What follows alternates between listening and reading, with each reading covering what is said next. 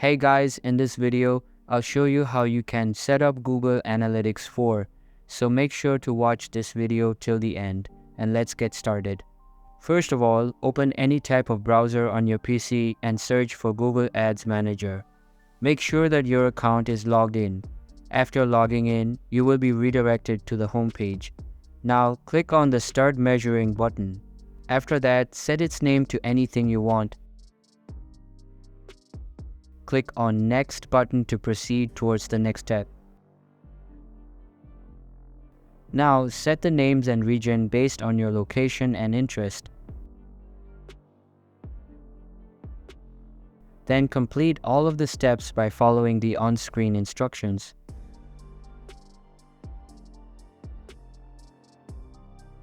Now click Web as a property, paste in the website URL and also type its name. Click on Stream and you will get a measurement ID on your screen.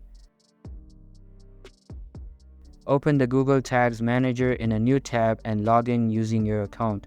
Go to the Tags section, click on New and start by selecting Google Analytics 4 as its tag, also paste the measurement ID.